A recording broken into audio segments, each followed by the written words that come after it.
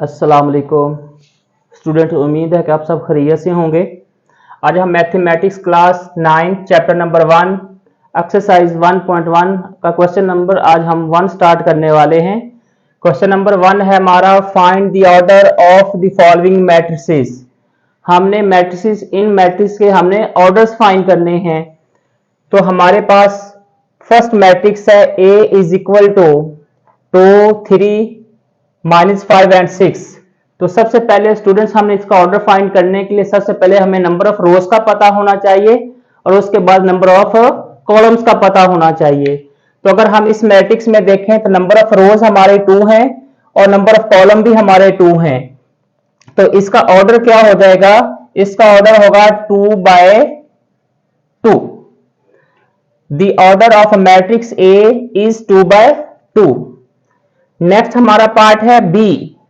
जो B matrix है हमारा, उसमें भी नंबर ऑफ रोज अगर हम देखें तो नंबर ऑफ रोज भी हमारे 2 हैं और नंबर ऑफ कॉलम भी हमारे 2 हैं।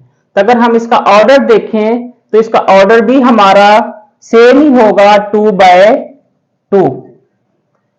नेक्स्ट हमारा मैट्रिक्स सी है, ये 2 और 4, क्यों हमें एक ही रो दी गई है इसमें और हमें कॉलम इसमें 2 दिए गए हैं। तो इसका order, the order of matrix C is 1/2। अगर इसकी रोज की बात करें तो रो हमारे पास 1 है, कॉलम हमारे पास 2 है। नेक्स्ट हमारा जो मैट्रिक्स डी है, डी मैट्रिक्स में हमारे पास जो है हमारे पास रोज जो है वो हमारे पास 3 रोज दी गई हैं, लेकिन कॉलम हमें 1 दिया गया है। तो अगर हम इसके ऑर्डर की बात करें तो इसका ऑर्डर स्टूडेंट्स क्या फिर होगा? लिखेंगे 3/1, क्योंकि रोज 3 है, जो है कॉलम हमारा 1 है, तो इसका ऑर्डर 3/1 हो जाएगा। नेक्स्ट हमारा ई मैट्रिक्स है। ई मैट्रिक्स में हमारी नंबर ऑफ जो रोज हैं, नंबर ऑफ रोज हमारी 3 है, नंबर ऑफ कॉलम जो है हमारे 2 हैं। तो इस मैट्रिक्स का ऑर्डर हमारा हुआ 3/2। तो इसका ऑर्डर 3/2 हो गया। नेक्स्ट हमारा एफ एक मैट्रिक्स है जिसमें सिर्फ एक ही उसका एलिमेंट है। अगर हम इसके नंबर ऑफ रोज की बात करें तो नंबर ऑफ रोज भी हमारा 1 है, नंबर ऑफ कॉलम भी हमारा 1 है। तो इसका ऑर्डर 1/1। जी मैट्रिक्स, जी मैट्रिक्स हमारा है 2 3 0 1 2 3 2 4 5। तो अगर हम इनकी रोज की बात करें तो इसकी रोज हमारे पास 3 हैं, कॉलम भी हमारे पास 3 हैं। तो इसका ऑर्डर क्या हो जाएगा? 3/3। जो हमारा लास्ट मैट्रिक्स है एच इस क्वेश्चंस का, उसमें स्टूडेंट्स भी हमारे पास अगर हम देखें तो इसमें हमारे पास जो है रोज जो है वो हमारे पास 2 हैं और कॉलम्स हमारे पास 3 हैं। तो अगर हम इसकी ऑर्डर की बात करें तो इसका ऑर्डर क्या होगा? फिर इसका ऑर्डर होगा, रोज को देखें तो रोज हमारे पास 2 और कॉलम हमारे पास जो है वो 3 हैं। तो हम इसका ऑर्डर लिखेंगे 2/3। तो स्टूडेंट ये क्वेश्चन नंबर हमारा 1 हुआ। स्टूडेंट्स, अब हम क्वेश्चन नंबर 2 स्टार्ट करने लगे हैं। क्वेश्चन नंबर 2 से हमसे पूछा गया, which of the following matrices are equal. कि इनमें से आपने बताना है कि कौन कौन से जो मैट्रिक्स हैं वो आपस में इक्वल हैं।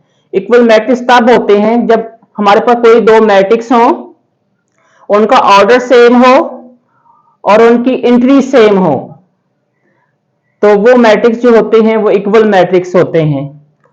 तो अब सबसे पहले हमने देखना है कि ए हमारा मैट्रिक्स है, उसका सिर्फ एलिमेंट हमारे पास सिर्फ और सिर्फ एक एलिमेंट है, वो है हमारे पास 3। अब हमने इनमें से देखना है कि ए के इक्वल कौन सा मैट्रिक्स है। अगर हम ये देखें तो ये इसका ऑर्डर इसके ऑर्डर से मैच नहीं करेगा। सी में देखेंगे तो हम ये देखना है कि 5 में अगर हम 2 हम सबट्रैक्ट करें तो हमारे पास 3 आ रहा है। तो इसका ये मतलब हुआ कि ए जो है वो हमारा सी के इक्वल हुआ। हम लिखेंगे ए इज इक्वल टू सी। यानी ए मैट्रिक्स जो है वो सी मैट्रिक्स से इक्वल है या सी मैट्रिक्स जो है वो ए मैट्रिक्स से इक्वल है। नेक्स्ट हमारा बी मैट्रिक्स है। बी मैट्रिक्स से जो हमारे एलिमेंट्स हैं, जो नंबर्स हैं वो 3 और 5 हैं। अब हमने देखना है कि इन मैट्रिक्स में 3 और 5 हमारे जो है क्या कोई ऐसा मैट्रिक्स है जो बी के इक्वल हो सकता है। अगर हम डी की बात करें तो इनका ऑर्डर तो सेम हो गया, लेकिन इनके नंबर जो हैं, लेकिन नंबर ऑफ एलिमेंट्स जो हैं वो सेम नहीं है। ऑर्डर अगर हम देखेंगे तो इसका 1/2 है, डी का भी 1/2 है, लेकिन यहाँ पे एंट्रीज इनकी सेम नहीं है। यहाँ पे 5 जो था वो बाद में दी गया, यहाँ पे 5 पहले दिया गया है, तो इस वजह से ये नंबर जो है इनकी एंट्री सेम नहीं है, तो फिर ये हमारे पास डी जो है वो बी के इक्वल नहीं हो सकता। फिर हम देखें तो ये हमारे पास जो है ये एफ भी नहीं हो सकता, जी भी नहीं हो सकता, एच भी नहीं हो सकता, और आई अगर हम देखें तो ये हमारे पास 3 है, और 3 में हम अगर 2 को ऐड करें तो ये हमारे पास 5 आ जाएगा। तो फिर हमारा जो है सी मैट्रिक्स है, जो है वो हमारा जो सी मैट्रिक्स, फिर सॉरी हमारा जो बी मैट्रिक्स हुआ फिर वो हमारा आई के इक्वल हो गया। हम लिखेंगे बी इज इक्वल टू आई। तो बी आई के इक्वल है, या फिर इसके करस्पॉन्डेंस है कि जो सी आई जो है वो बी के इक्वल भी हो सकता है। अब हमने देखना है कि जो हमारे पास डी मैट्रिक्स है वो हमारा 5 और 3 है। तो अब हम इसमें देखेंगे 5 और 3 हमारा कोई मैट्रिक्स है नहीं, इसमें हमें नजर नहीं आ रहा कि 5 और 3 मैट्रिक्स जो है कोई और मैट्रिक्स हो। तो फिर हम ई को देख लेते हैं। ई मैट्रिक्स में हमारे पास 4 और 0 और 6 और 2, तो जो ई है वो हमारा जो एच के इक्वल हो जाएगा। So E is equal to H, यानी ई मैट्रिक्स जो है वो एच के इक्वल हुआ। एफ की अगर हम बात करें तो एफ में हमारे पास नंबर ऑफ रोज 2 दी गई हैं, नंबर ऑफ कॉलम 1 दिया गया है। तो अब हमने इसी जो है वो ऑर्डर का हमने मैट्रिक्स देखना है कि जिसमें नंबर ऑफ रोज 2 हो और नंबर ऑफ कॉलम्स हमारे पास नंबर ऑफ कॉलम हमारे पास 1 हो। तो अब हम देखें कोई ऐसा मैट्रिक्स है कि जो एफ के इक्वल हो सकता है। तो एफ जो है वो हमारा जी के इक्वल हुआ। अगर 3 में हम 1 को सब्ट्रैक्ट करें तो हमारे पास 2 आएगा, 3 में अगर हम 3 को ऐड किया तो हमारे पास 6 आ गया। हम लिखेंगे एफ इज इक्वल टू जी। अब नेक्स्ट हमारे पास एक जे मैट्रिक्स, क्योंकि आई मैट्रिक्स जो था वो बी के इक्वल हो गया। तो नेक्स्ट हमारा जो लास्ट है वो जे है। जे में अगर देखें तो जे मैट्रिक्स में हमारे पास जो ये वैल्यू हुई ये 2 है, प्लस 2 हम ऐड करेंगे तो ये 4, 2 में 2 सब्ट्रैक्ट की तो ये 0, 2 में हम 4 ऐड करें तो ये 6, और ये हमारे पास 2 में हम 0 ऐड करेंगे तो हमारे पास ये 2 आएगा। तो ये हमारा 4 0 6 2। तो ऐसा देखें कोई ऐसा मैट्रिक्स है जो इसके इक्वल हो सकता है। तो हमारे पास ये मैट्रिक्स जो है ये हमारे पास H के इक्वल है, तो इट मीन्स के हमारे पास ये जे बी जो है यानी E H एंड J जो है तीनों मैट्रिक्स जो हैं वो इक्वल होंगे। तो ये क्वेश्चन नंबर हमारा स्टूडेंट्स 2 कंप्लीट हो गए। स्टूडेंट्स अब हम क्वेश्चन नंबर 3 स्टार्ट करने लगे हैं। क्वेश्चन नंबर हमारा 3 है find the values of a b c and d which satisfy the matrix equation. आपने इस मैट्रिक्स इक्वेशन में हमने a b c and d की हमने वैल्यू को फाइंड करना है। फर्स्ट ऑफ ऑल जो हमारी मैट्रिक्स इक्वेशंस होती हैं इनके करस्पॉन्डिंग जो एंट्रीज होती हैं वो इक्वल होती हैं। तो हम सबसे पहले हम इसकी इक्वेशंस बना लेंगे। a प्लस सी ये हमारा इक्वल हुआ 0 के, a प्लस 2b ये इक्वल करस्पॉन्डिंग एंट्री जो है वो -7 के इक्वल हो गई। c -1 तो ये हमारे 3 के इक्वल हुआ, और 4d-6 जो है ये हमारा 2d के इक्वल हुआ। अब हम स्टूडेंट्स इसके हम इक्वेशंस बना लेते हैं। इक्वेशंस हमारी क्या बनेगी, a plus c is equal to 0। हम इसको इक्वेशन नंबर 1 का नाम दे देंगे। a plus 2b is equal to -7। Equation 2 c minus 1 is equal to 3, equation third, and 4d minus 6 is equal to 2d, हम इसके इक्वेशन नंबर हम 4 का नाम दे देंगे। तो सबसे पहले स्टूडेंट्स हमने ये देखना है कि जिसमें सिर्फ एक वेरिएबल यूज हो रहा है, हम सबसे पहले उस इक्वेशन को सॉल्व करेंगे। अगर हम इसमें देखें तो a plus c is equal to 0, अगर हम सी को उधर भी लेके चले जाएं तो जो हमारी वैल्यू एक जो होगी वो फाइनाइट वैल्यू नहीं होगी। तो फर्स्ट ऑफ ऑल हम सबसे सी, अगर इसमें हम बात करें सेकंड इक्वेशन में, तो a plus 2b is equal to -7, तो इसमें भी हम जो है वैल्यू हम डायरेक्ट वैल्यू नहीं पुट कर सकते, ना इसकी वैल्यू फाइंड की जा सकती है। तो c minus 1 is equal to 3। अगर इसमें इस इक्वेशन की हम बात करें तो ये हमारे पास सिंगल वेरिएबल है। तो अगर हमारे पास 4d minus 6 is equal to 2d, तो इधर भी d है इधर भी d है, तो हम इजीली जो है equation number third and equation number fourth को यूज करते हुए अब हम जो है हम वैल्यू फाइंड करेंगे। फर्स्ट ऑफ ऑल हम लिखते हैं यूजिंग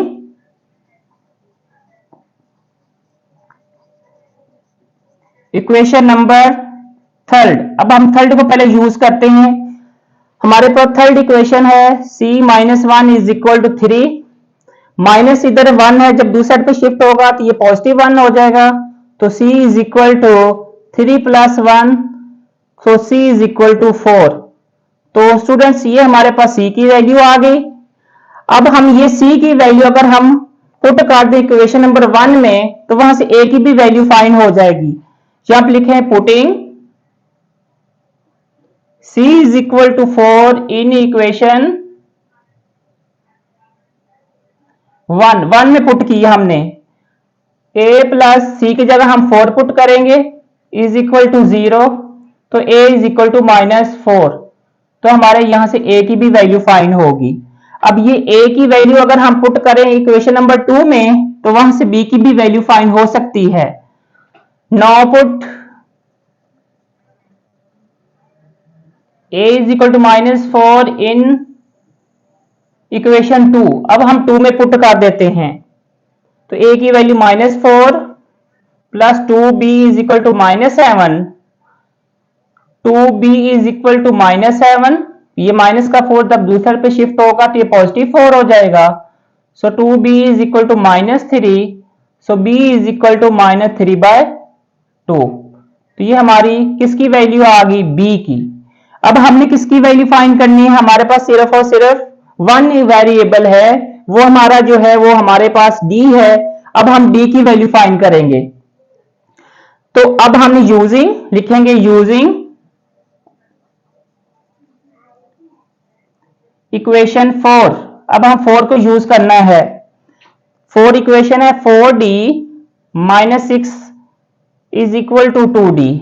अब ये 2d इधर शिफ्ट कर देंगे 4 वाली साइड पे और -6 दूसरी साइड पे शिफ्ट कर देंगे, तो ये हमारे पास आ जाएगा 4d minus 2d is equal to +6। 4d में 2d को सब्ट्रैक्ट किया तो हमारे पास 2d आ गया इज इक्वल टू 6। तो स्टूडेंट d की वैल्यू हमारी जो आई, so d is equal to 6/2, so d is equal to 3। तो स्टूडेंट्स ये हमारे पास a की भी वैल्यू फाइंड होगी, b भी हमने फाइंड कर लिया, c भी आ गया and d। a is equal to -4, b is equal to -3/2, c is equal to +4 और हमारी d की वैल्यू आ गई 3। तो स्टूडेंट्स इसके साथ ये क्वेश्चन नंबर हमारा जो थर्ड था ये कंप्लीट हो गया। तो हमारी एक्सरसाइज 1.1 का ये लास्ट क्वेश्चन था। स्टूडेंट्स उम्मीद है कि आपको ये मेरी वीडियो पसंद आई होगी। मेरे चैनल को सब्सक्राइब करें, बेल आइकन को प्रेस करें ताकि आने वाली वीडियोस आप तक पहुंचती रहें।